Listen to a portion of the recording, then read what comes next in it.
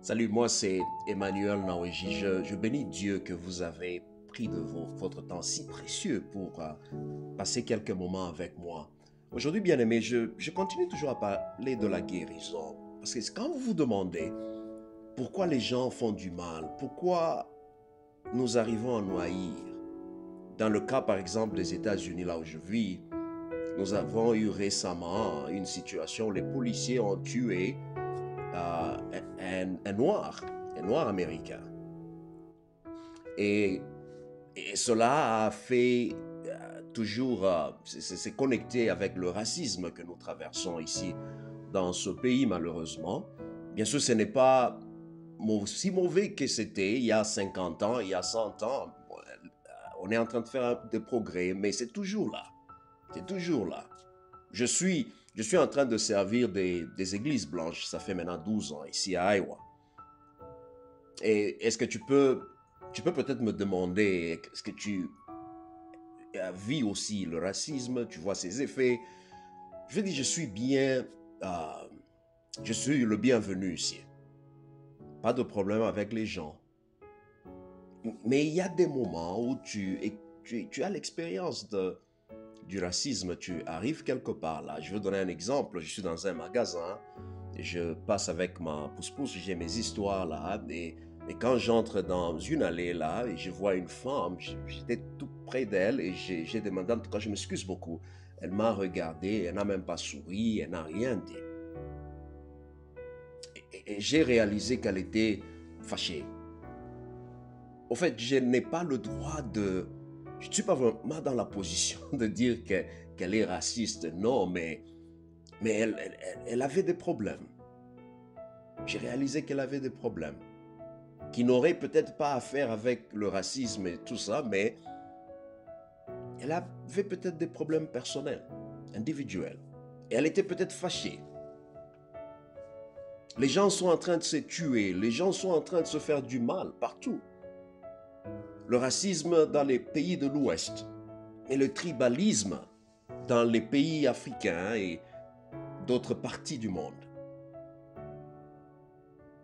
Ici, c'est parce que tu es asiatique, tu es mexicain, tu es latine, ou tu viens de l'Amérique latine, ou tu es noir américain, ou noir de l'Afrique, ou blanc.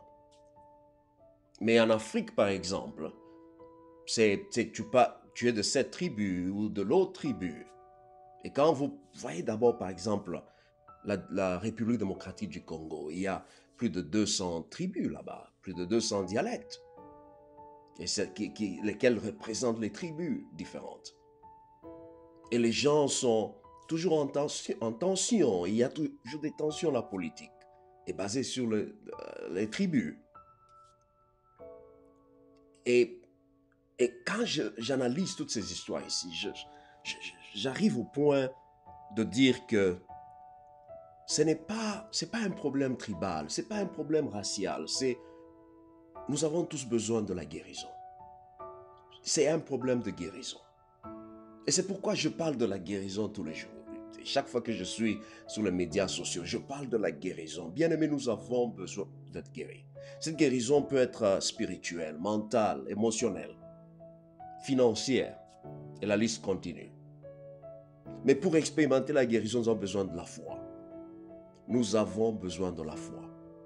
Et la foi, pour moi, c'est cette habilité de voir une réalité, un avenir dans lequel tout est meilleur. Il y a la stabilité, il y a la justice, il y a l'égalité, il y a le bonheur, il y a la joie, il y a la paix.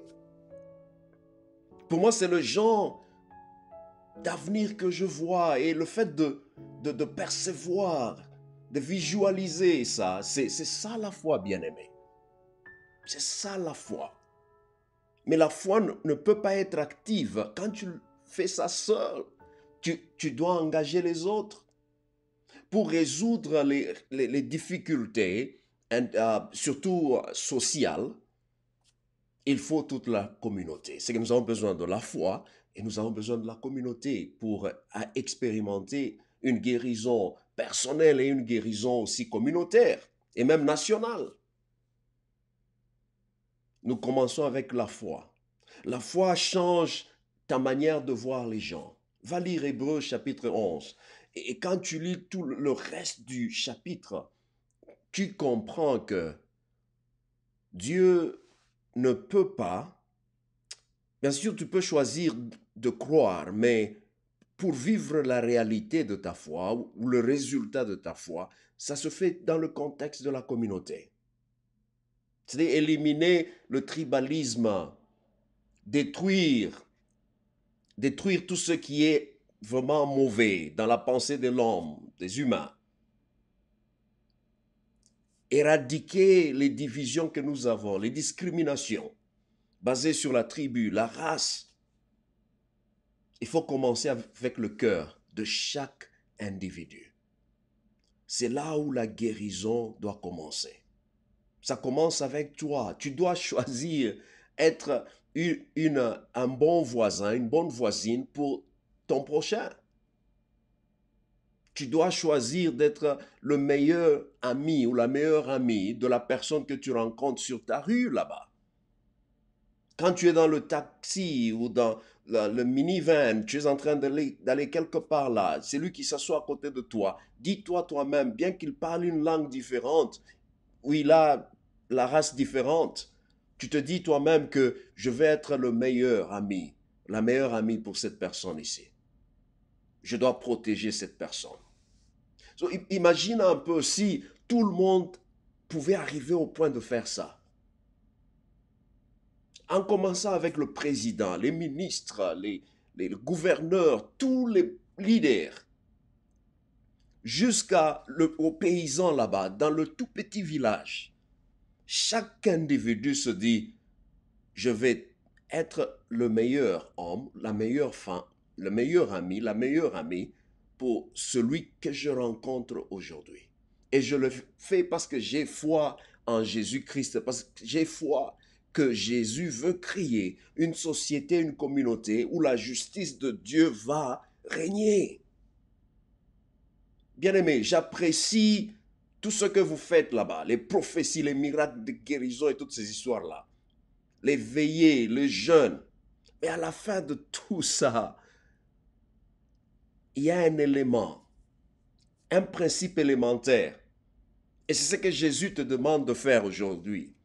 Est-ce que tu es vraiment, est-ce que tu choisis d'être un meilleur ami, une meilleure amie pour la personne que tu ne connais pas et la personne que tu vas rencontrer aujourd'hui?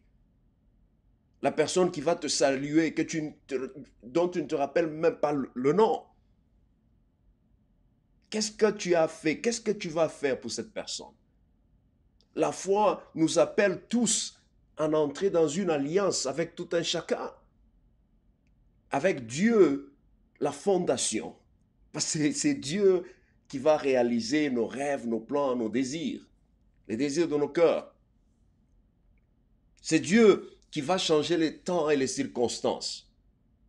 Mais nous sommes les gérants de toutes les relations que nous établissons avec les autres.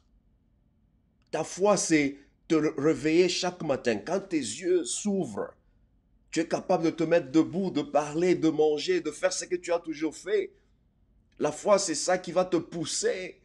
Quand tu quittes ta maison, tu vois ta famille, les membres de ta famille, tu vois les membres de ta communauté. Tu dis que Dieu, aide-moi à être un bon ami, un bon voisin, un meilleur ami, une meilleure amie pour tous ces gens que je vais rencontrer aujourd'hui. Je dois les protéger, quelle que soit leur tribu, quelle que soit leur race, quel que soit leur accent,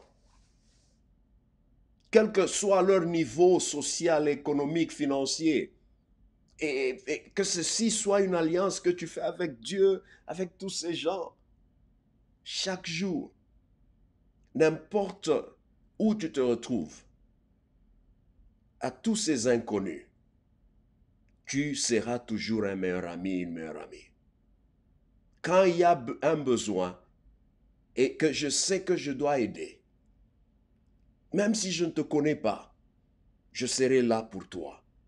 Imagine un peu, si tout le monde commence à dire ça, Dieu aide-moi à être là pour toutes les personnes, tous les individus que je veux rencontrer aujourd'hui.